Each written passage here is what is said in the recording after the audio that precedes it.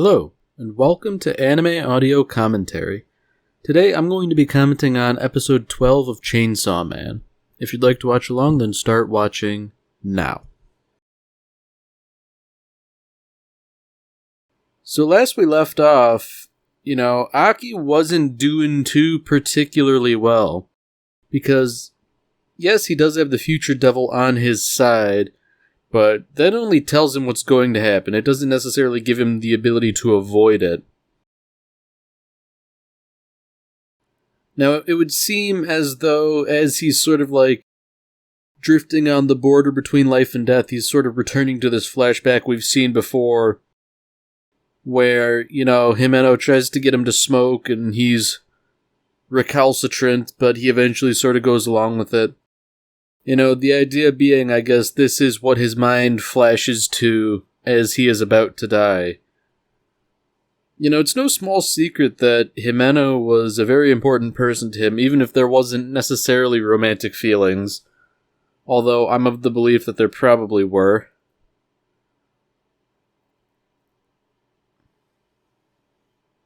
Yeah, Aki really is in an unfortunate position where all or a lot of the people he cares about will likely die. And it's not like he's going to survive indefinitely either, but, it kind of sucks being the last one to die, if that makes any sense. You have to watch everybody get killed before you. At the very least, it seems like the ghost devil, in a weird sort of way, is, well, at the very least, holding off on killing him, seemingly to honor the previous contract. If it's just showing off this cigarette like it's no big deal, it seems to me that Himeno might be having some sort of undue influence over the ghost devil.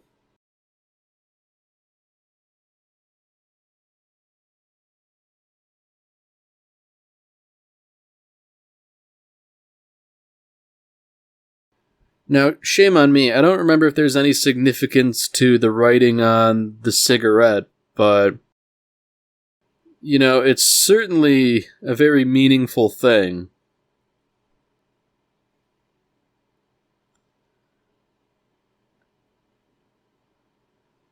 Now, this is an interesting little scene here. Aki sort of showing that he has overcome his fear, or what fear he had is no longer present, at least in terms of the ghost devil. I guess that's a bit of progress. I mean, it's not like we've known Aki to be chronically overcome with fear, but, I feel like this takes it to another level where he is all but invisible to the ghost devil.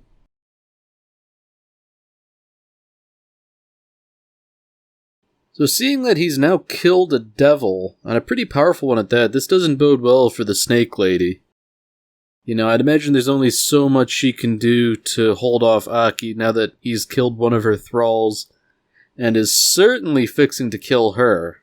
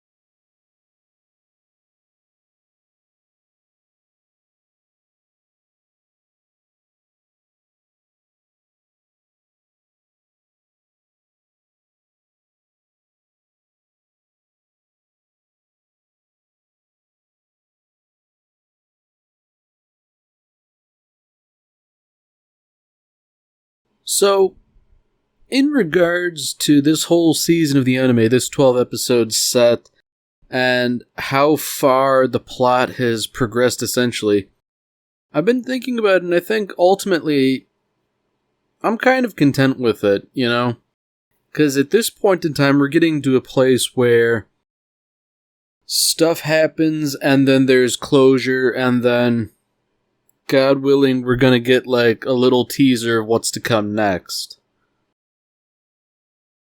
I mean, already we're sort of being told that Kobeni is staying on despite her horrible experience, and you know that's because it's almost that time of the year for bonuses. So you know, might as well get the extra money while you can.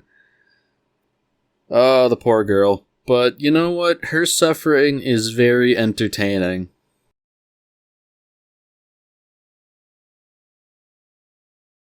So, while Aki was fighting the Ghost Devil, he has perhaps made the mistake of leaving Power and Denji unsupervised.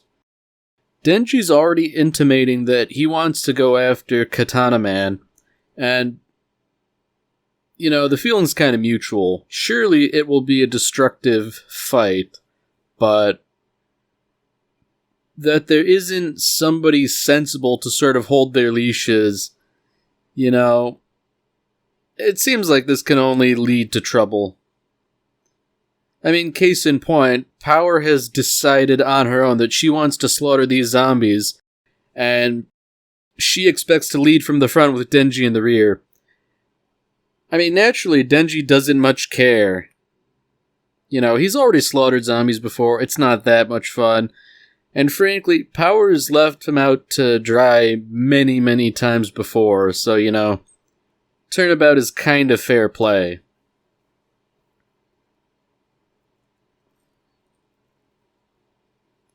So that's interesting and all, but it does sort of leave Denji off on his own.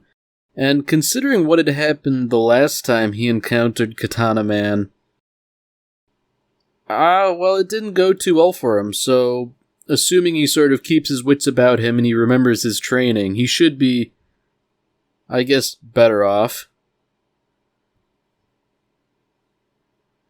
So immediately we know this guy's kinda full of it, because he was pretty clear about wanting to kill Denji. But now he's saying, you know, hey, let's talk, we're willing to turn ourselves in. Maybe this has somewhat to do with Makima threatening everybody with all those eyes.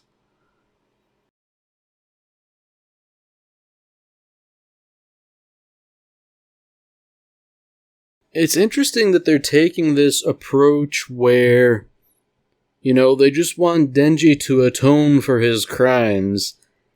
And you know, that approach just isn't going to work because he doesn't care.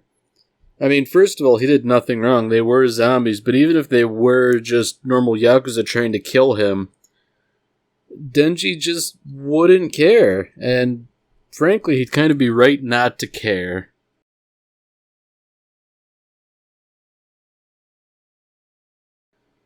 Alright, so yeah, we do kind of have confirmation that this guy's just like Denji. His heart was replaced with the Katana Devil.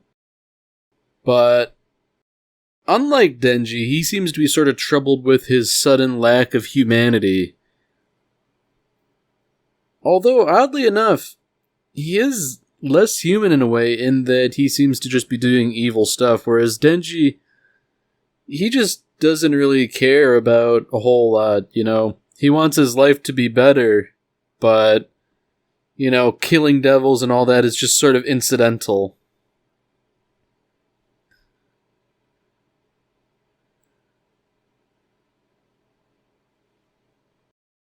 So now that Denji's actually prepared for a fight, he's certainly doing a lot better than he had done before. Now, I was kind of worried about it earlier, but the CGI doesn't look too terrible so far. You know, it looks reasonably okay in this fight scene. Like, I know I've complained about that quite frequently, but, like, I don't know, man. Sometimes you can get away with CG, but for something as important as the main character, I feel like you really shouldn't be doing that unless you are really damn sure that it's, like, the best the industry has ever seen. So otherwise it just looks wonky. I mean, in a scene like this, like, I can tell the buildings are CG, but, like, I can kind of forgive that. Granted, like, the train and Denji and Katana Man are all CG too, but they're kind of forgivable in a scene like this. You know, the buildings are fairly obvious, but with everything CG, it sort of blends together a bit more.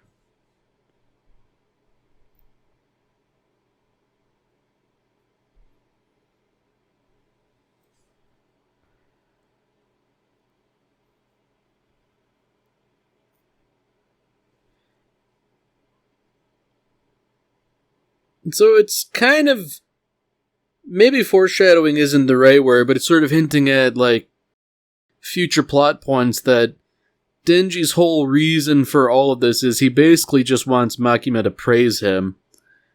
And I guess from his perspective, it kind of makes sense that you want this beautiful woman to praise you and, you know, give you a hug and all that good stuff. But I'd imagine to Katana Man, it seems like kind of a weak excuse, or given that he perhaps knows a little bit more about how Makima really is, you know, that whole business with the eyeballs, he would probably see Denji as more misguided or foolish or maybe even enthralled, you know, as if he's not quite acting under his own direction entirely. So unfortunately for Denji, he's just had an arm hacked off, so that puts him at a square disadvantage here. But, you know, given all the training he's gone through, he's gotten pretty used to being dismembered and hacked up and otherwise just beaten mercilessly.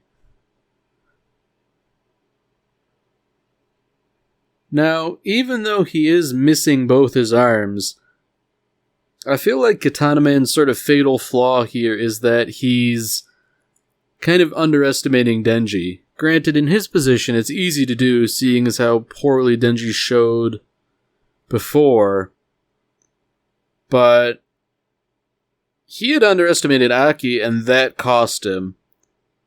And given that he's now underestimating Denji, you know, we can only assume that perhaps things won't work out as well as he would like them to.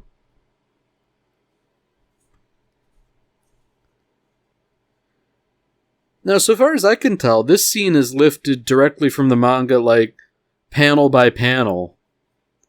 And I have to say, I greatly appreciate that. You know, the effectiveness of this scene is sort of in how it was framed, and if they had messed with that, I feel like it probably wouldn't be as impactful once the reveal happens. As you know, it turns out Denji isn't the one who got sliced up. It turns out Denji pulled a bit of a fast one and chopped Katana Man in half. So, you know, that was a rather nice turn of play on Denji's part. And, rather unfortunate for Katana Man, but if he's anything like Denji, that's not going to prove anywhere near fatal. You know, even being bisected vertically like that.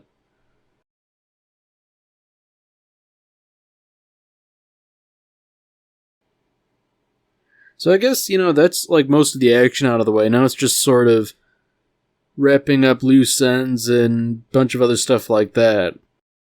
Obviously, this guy didn't die, and he wouldn't, not from a wound like that. So the question now is, you know, what do you do with him? Because he's clearly dangerous. He needs to be supervised.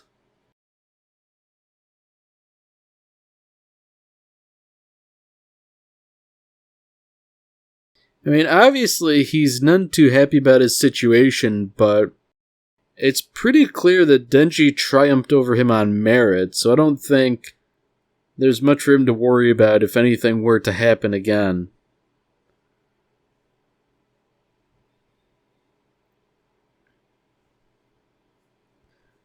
So, despite his claims that he doesn't really care about people dying, he is sort of using Himeno as I guess, an excuse. Not that she was a friend, but she was a pretty lady, and, killing pretty ladies is bad for the world as a whole.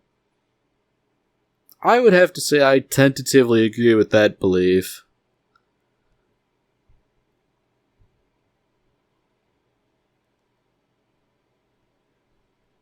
So Denji, in his perpetually juvenile way, is proposing a contest that one would think Aki might not want to get involved in, but given who this guy is and what he's done, he might have to make an exception.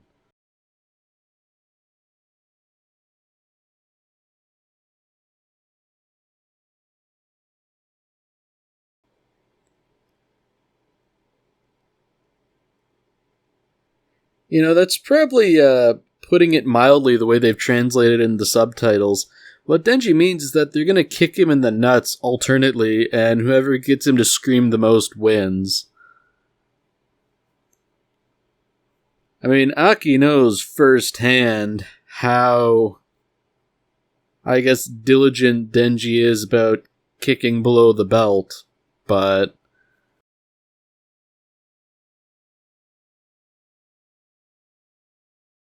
so he sort of immediately leans on that excuse, it's not professional, Himeno would scold us for doing something like this, but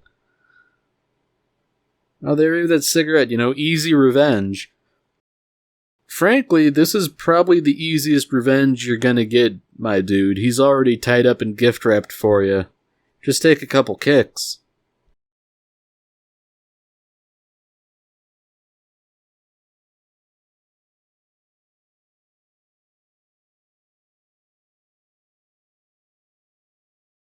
Oh, Denji, you absolute gremlin.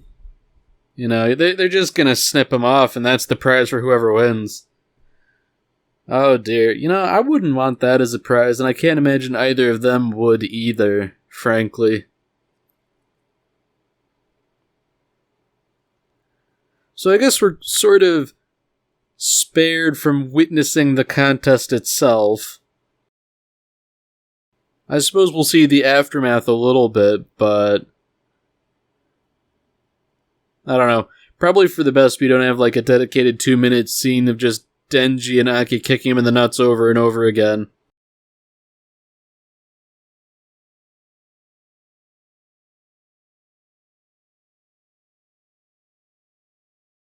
It's nice that they're having fun with it. And that little metal clinking sound, I think that's a nice little sound effect they added in.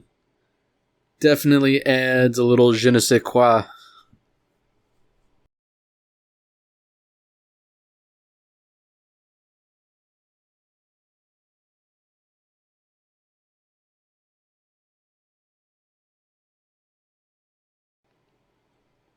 So Makima is giving her report to presumably her superiors.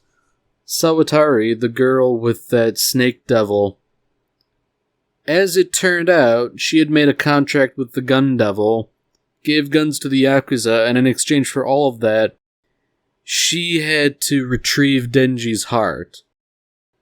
So we know Denji's heart is the chainsaw devil, Well, we sort of know that. It's Pochita / the chainsaw devil, or whatever.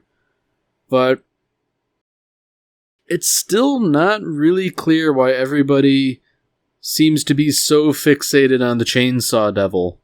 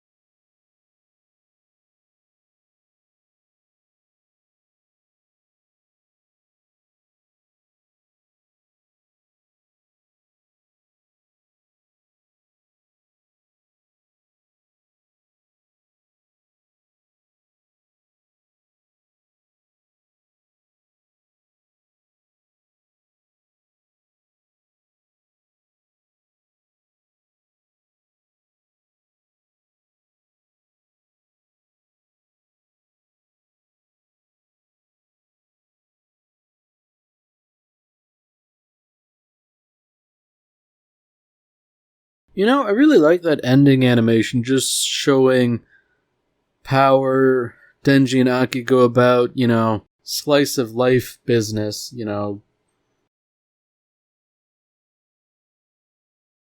grocery shopping, cooking, eating, sharing a meal. It's a nice little sort of epilogue to everything. Of course, now we need to start stringing up some little plot threads, some little hooks for next time, if I'm any judge.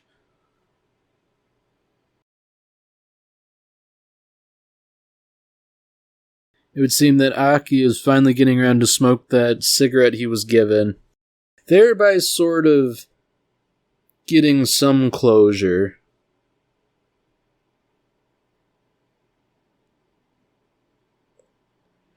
I guess that's good in a way, even if the closure is merely symbolic.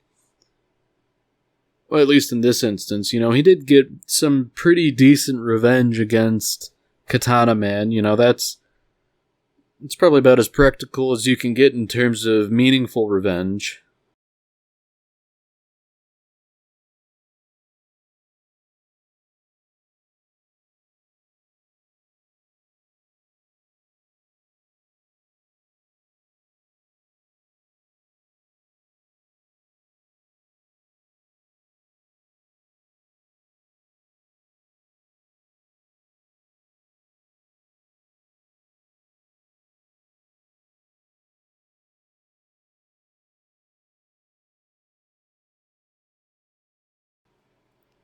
Okay, so here we have another one of those sequences, like in the very beginning where Denji is, well, presumably it's Denji, is walking down this dingy, decrepit alleyway.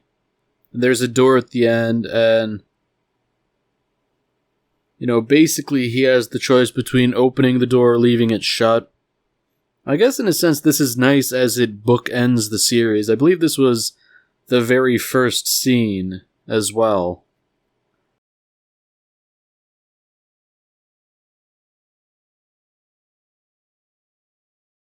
It's interesting that when Denji has this dream, he sort of appears as a child, or as he was as a child. It also seems that this dream is a bit different from usual in that Pochita is behind the door and sort of requests he not open it. There's definitely something there that's not quite clear just yet.